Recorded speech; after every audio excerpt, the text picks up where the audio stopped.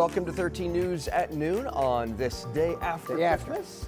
Hopefully you're enjoying some time off still, maybe enjoying some Christmas leftovers for lunch. Oh, yeah. Sean, it was not a white Christmas, it was a gray Christmas, and the rain continues. Yeah, huh? it was wet here. It's not going to be as wet today as it was yesterday, or as wet as it will be tomorrow here. We've got these systems coming at us, and pretty frequently here. So let's show you the camera network around central Indiana.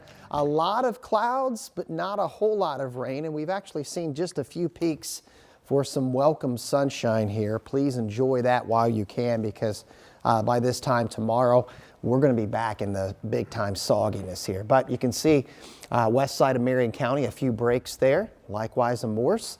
And we'll show you what it looks like on visible satellite. So again, a little bit of pockets of sun emerging, and we've got some light returns. And I think whatever we do see happening this afternoon, it's going to be scattered in nature, and it will be generally on the light side. Almost at 50 degrees this hour in Indy, 53 in Shelbyville, keeping in mind our average highs in the upper 30s. So we're a good 10 degrees and warmer than that above the average. For the remainder of the afternoon, there will be some hit and miss showers. Temperatures will be a big story for us here. The rain odds today, 20-30%. Those rain odds tomorrow are going to go up to 100%. So we've got multiple systems between now and a colder start to 2025. All right, we'll see you soon. Sean, thank you. To the headlines now. New this afternoon, a 45-year-old man has been arrested in connection with a shooting on Christmas Day. It's one of two shooting investigations just a block apart. Both happened on Christmas Day in an Indy neighborhood. Around noon yesterday, police responded to reports of gunfire at a family gathering on Meadowlark Drive. Police tell us 6 people were shot. 1 woman died at the hospital, and we've learned police do have 1 man in custody. Officers also found 4 kids who were there when the shooting happened. None of them hurt physically, but no doubt scarred by what they saw. Police are urging people to put the guns down. Well, I just feel like the world needs more prayer. That's the only way we can get out of the situation that we're in.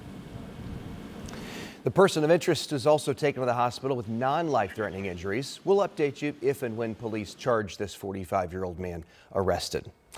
We're also working to learn more about another shooting on Christmas Day in Indianapolis, this one near Kitley Avenue and 46th Street around 11:15 yesterday morning. When police got there, they say they found a man in his 40s who'd been shot.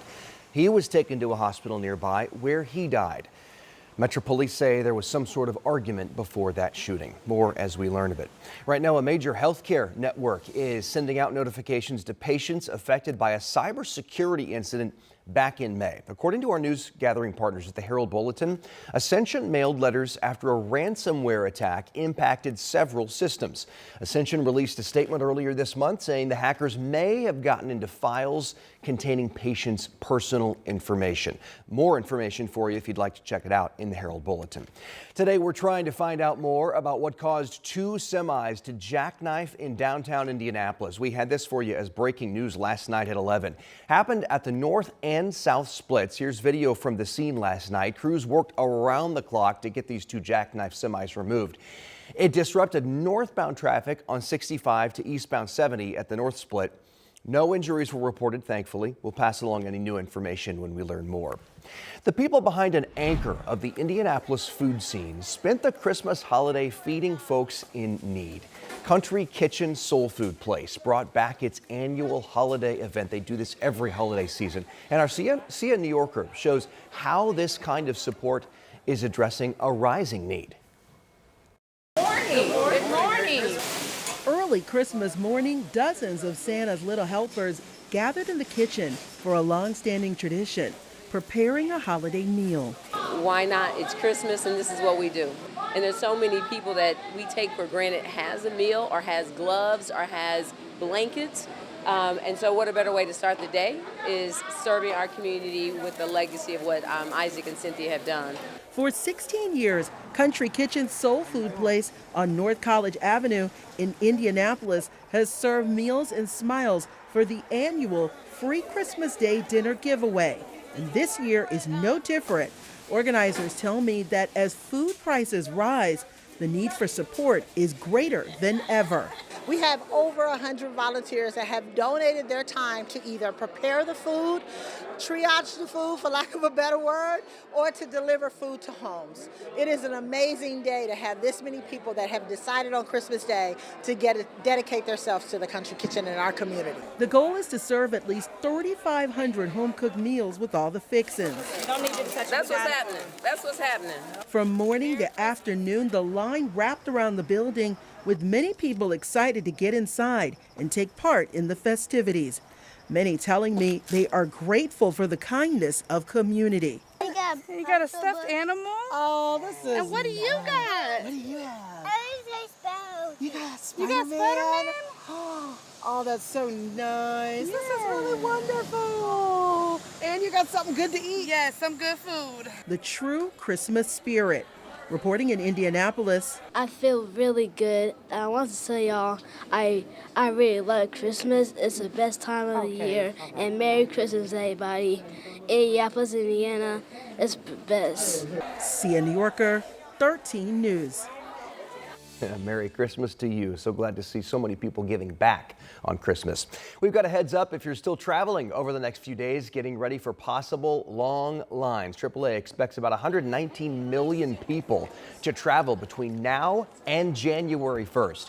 Air travelers have already set a new record this holiday season with over 7 million passengers going through U.S. airports. If you haven't got out the door yet today, the sooner the better, but don't be surprised if you see long wait lines and times to wait there. AAA says 11 a.m. was the sweet spot for traveling today, but if you're heading out tomorrow, you got a little more time. They say go before 2 p.m. to beat some of the traffic and lines tomorrow. A Greenfield man is taking his love for an Indianapolis Christmas tradition to the next level. Check this out. Mike Cotterman says growing up, he loved visiting Monument Circle, as so many people do, as when it's decked out in lights every year. So when he took up 3D designing and printing as a hobby, he created that miniature circle of lights for his table's centerpiece. Isn't that cool? He shared these photos with us to spread a little Christmas cheer. Today, Hanukkah is officially underway. This year, the first night of Hanukkah fell on Christmas Day. And here in Indy, every day throughout the holiday, a different Jewish community group will hold a candle lighting. These candle lightings will be at the Jewish Community Campus here in Indianapolis. The second lighting is tonight at 5. They'll light the menorah each night until the 8th and final night on New Year's Eve. This also marks the beginning of Kwanzaa. And this weekend, Frederick Douglass Park will be hosting a celebration to honor the holiday. It's a free event put on by Indy Parks and Rec to teach people about the history of Kwanzaa through stories and songs. Kwanzaa is a week-long celebration of African American culture and community. The event runs from 12 to 2 tomorrow afternoon. Also coming up in the next few days, the Children's Museum of Indianapolis will be celebrating a very big milestone. Its 100th birthday, and you can be a part of it. To kick off the big event, the Children's Museum has 2 family-friendly celebrations starting at noon on New Year's Eve. Families will be able to come and enjoy music from Grammy-nominated musician Zach Morgan. The day of celebration also includes a scavenger hunt and lots of opportunities to create a memory mural. Plus, you can make a paper time capsule to mark the 100th birthday of the Children's Museum of Indianapolis. And heads up, if you didn't get to see it, Chuck's Big Adventure Holiday Special is re-airing tonight at 6:30. We'll have it on WTHR Plus. Remember, you can always stream on demand with our WTHR Plus app. Download our free streaming app on Fire Stick, Roku, and Apple TV.